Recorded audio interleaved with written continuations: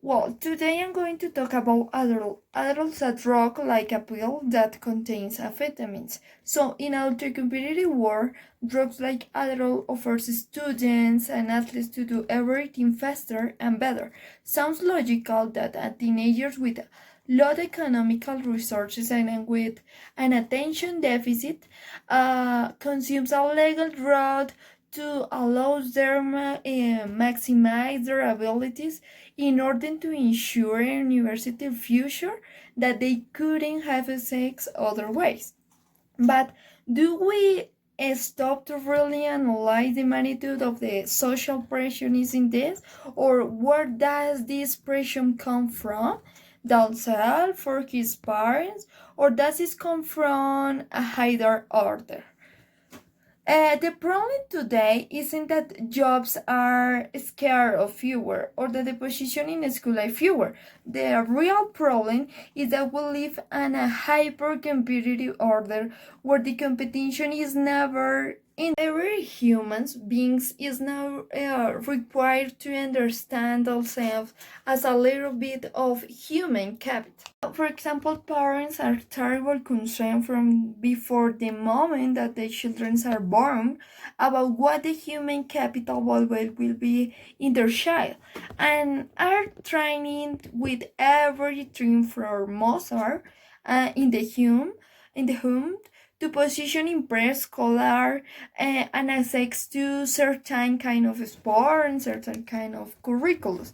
The anxiety about the human capital way that the children are unable to develop a smart mind leads towards adults, either offered by parents or classmates in high school or in college. According to specialists, attention deficit is a condition where people have more trouble focusing with their attention. People typically are distractible because they aren't clear out boundaries. It becomes fuzzy and of what do you treat or what don't you treat, or who do you treat or who don't you treat. American diagnosis more kinds with ADHD than anywhere in the world. The majority of those kinds are medicated. So, the first article about college abuse of amphetamines to study was in Time magazine in 1937. Ain't new. Example, in early days, they call it pep pills. Pep is what Americans want.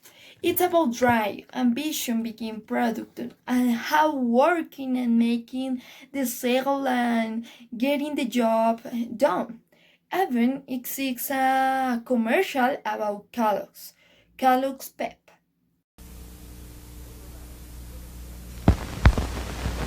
Superman looks at a super job. Here's superpower in action where it counts, where big things are being done. These active men who build America need iron nerve and keen judgment, sure strength, and super skill. These are men of action on the job, working, building, making America better and stronger. And they power up at breakfast with new improved Kellogg's Pep, the whole wheat flakes with what it takes. New sweet wheat flavor, new crispness, new energy. Get power for work, power for play, power for action from Kellogg's new improved Pep whole wheat flakes. For super fun, you want super power too. So power up at breakfast with new improved Kellogg's Pep, the whole wheat flakes with what it takes. You can see in the video, in the commercial establishing a relationship between the amphetamine pill they call a pep and how powerful it could make a person. So, about a little story about amphetamines, Dr. Gordon Ollens was a young biochemist trying to create an allergy medicine that how in 1929 he happened to synthesize the drug we now call amphetamines. He injections him and in a minute he likes a strong feeling of well-being The problem is amphetamine feels really good to a lot of people and it gets the jazz and ready to perform. When even an amphetamine was used in worms to feel like Superman, like the commercial, and becomes famous in slave in jazz culture to write better song, and when someone want amphetamines only they asking for a prescription for their doctor family. If you listen the Beatles song Dr. Robot is about a doctor in New York who freely prescribed amphetamines to rock stars and celebrities who want it. You can see how amphetamines were highly acclimated and required for many years. The ingredients are essentially the same as what used for attention deficit today, include Adderall. There is a controversial about its legacy because the Adderall pills contain the same amphetamines like consumed by a low-class drug addict, with the exception that in pills it is for better quality and purity, and the one that the drug addict person consumes. This society when a child don't be good, don't be the ideal, have bad behaviors, he is taken to the doctor to medicate and behaves converts like a ideal child for the society with seeing the negative effects that this type of medication produces in the body. Even Simpson episode you can see how Homero and Marge take Bart to use pills to turn into a good boy, an ideal boy.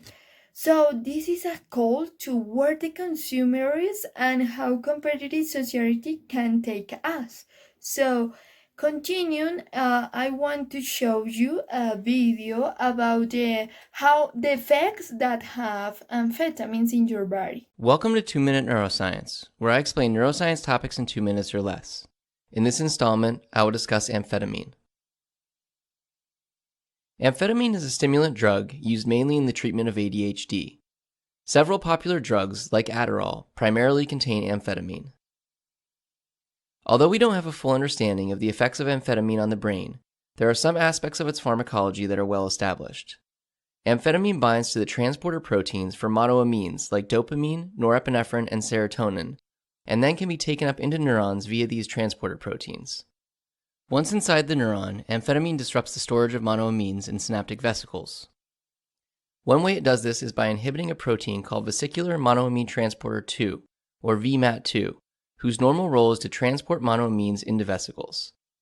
Inhibition of VMAT2 leads to higher levels of these neurotransmitters in the neuron.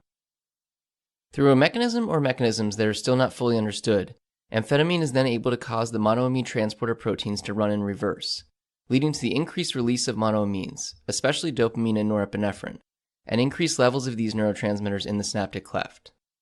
These elevated monoamine levels can have various effects on different parts of the central nervous system. Increased dopamine levels in the reward system, for example, may contribute to the reinforcing effects of amphetamine use.